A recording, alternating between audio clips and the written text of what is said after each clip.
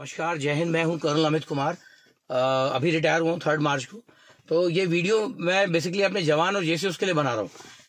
फौज एक बहुत अच्छी ऑर्गेनाइजेशन है, मतलब one of the best organisation country की, अपने देश की। और इसमें हर एक फौजी को डिसिप्लिन के साथ चलना बहुत जरूरी है। ये वीडियो बनाने का सोच और ये कहाँ से मेरे को आइडिया आया, मैं देख रहा था बीच में कई सारे ना एक ट्रेंड चला हुआ है कि जरा सा कुछ हो जाता है आप सीधा वीडियो बना के डाल देते हैं सोशल मीडिया में। अरे भाई, हम लोग फौजी हैं। फौजी आदमी का काम, जब तक आपने यूनिफॉर्म धारण की हुई है तब तक आप अपने तरीके से काम करेंगे। इसका चार्जशीट भी बनता है आर्मी एक्ट सेक्शन 63 का, जिसमें क्लियरली बोला है कि आप लोग सोशल मीडिया पे नहीं आएंगे। अब आते हैं आपकी प्रॉब्लम के ऊपर। आपकी अगर कोई प्रॉब्लम है तो फौज में ग्रीवांसेस के बड़े अच्छे तरीके हैं। कुछ भी गलत होता है आप उसको आगे जाके सीनियर्स को बताइए, सीनियर्स को नहीं हो रहा है उसके ऊपर जाइए, इंटरव्यू लीजिए, और आप चीफ ऑफ आर्मी स्टाफ को लिख सकते हैं। उसके बाद आपके कोर्ट्स वगैरह है। लेकिन आप अगर कोई चीज को बोलेंगे और क्या पता आप गलत हैं या दूसरा पार्टी गलत है, ये तो उस समय क्लियर नहीं होगा। लेकिन इससे जो आपका एक वीडियो होगा उससे जो कई सारे जवान हैं उसमें गलत मैसेज जाएगा। जो जूनियर्स हैं बेचारे, जो अभी आ रहे हैं, वो सोचेंगे तो ट्रेंड है, चलेगा, सब कर सकते हैं क्योंकि सीनियर कर रहा है। ये मैं केवल अभी जवानों के लिए बोल रहा हूं। आप लोग बड़े ध्यान से इसको समझिए। ये गलत है, ये बिल्कुल सही नहीं है। आपने कसम खाई है, फौज ने आपको नहीं बुलाया, आप खुद अपनी मर्जी से आए हैं कि इस ऑर्गेनाइजेशन में डिसिप्लिन के तरीके से रहेंगे। आपकी कसम परेड याद कीजिए, आपने कसम क्या खाई है कि आप कोई भी ऐसा काम नहीं करेंगे जिससे अपने फ्लैग को, अपने आर्मी के झंडे को कहीं से भी कोई कलंक लगे।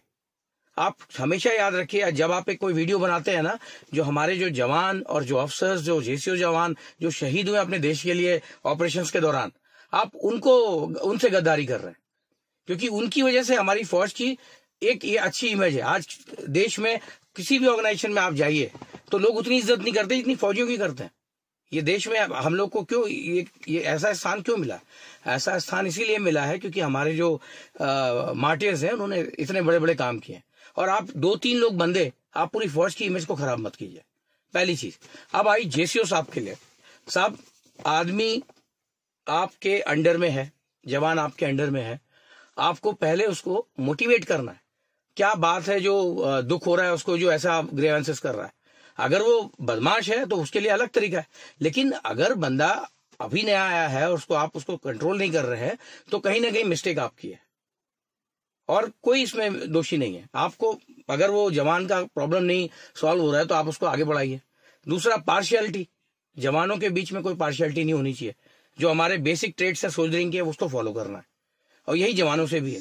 आप लोग कोई ऐसा काम ना कीजिए, आपको मालूम नहीं है इसके कितने बड़े नुकसान आपको हो सकते हैं। आप तो बचपन में आप अपने नादानी में आप वीडियो बना देते हैं, और अगर इसमें इंसाइटमेंट आ गया म्यूटिनी का, जिसकी सजा जो है सजाए मौत है, मालूम है आपको, तो अगर इस तरह की आप हरकतें करेंगे कहीं ना कहीं आप अपने लिए गलत कर रहे हैं।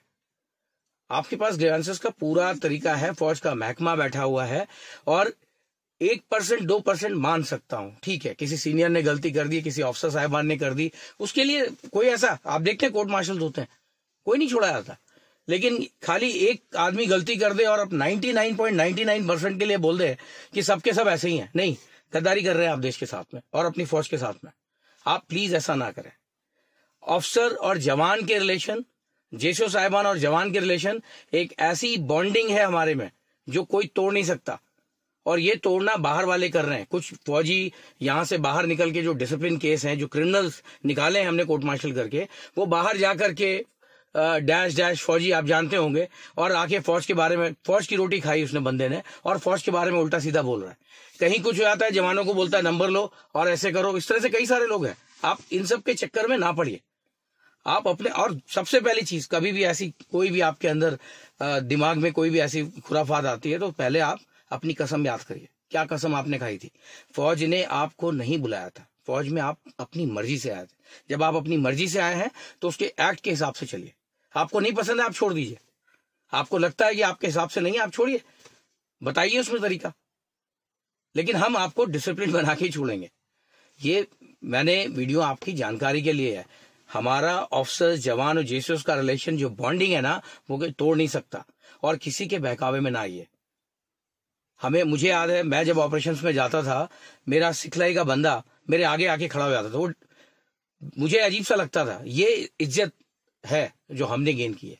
और मैं साहिबान से भी बोलता हूँ, जेशो साहिबान से, ये इज्जत के लिए हमें प्रूव करना पड़ता है। इवन एज ए ऑफिसर, हम जब यंगस्टर थे तो हमें पहले यही चीज सिखाई जाती है। और मैं जवानों को बिल्कुल, आपको मैं गारंटी देता हूं, आपके जो ऑफिसर साहिबान और जेशो साहिबान हैं, ये चैटवुड क्रेडो आपने सुना होगा, safety, honour and welfare of country come first, यानी देश से पहले कुछ नहीं है।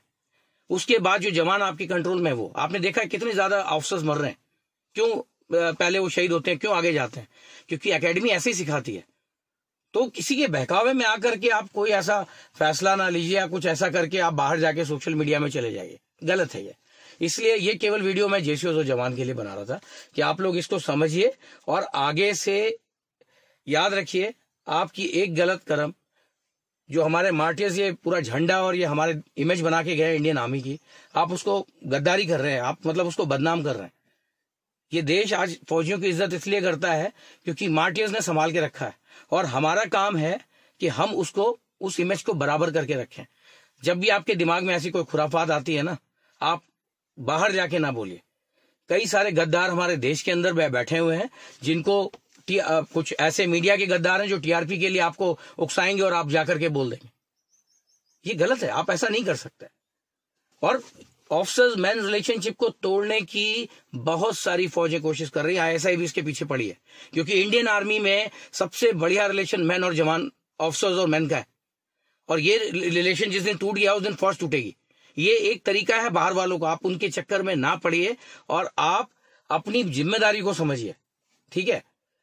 इसके साथ में खाली एक रिक्वेस्ट, इसको वायरल करिए आप लोग, जितने भी जवान और जेसीओज हैं साहब, आप लोग की जिम्मेदारी है कि अपने जवानों के बीच में कोई पार्शियलिटी नहीं होनी चाहिए। एक आंख से देखिए सबको।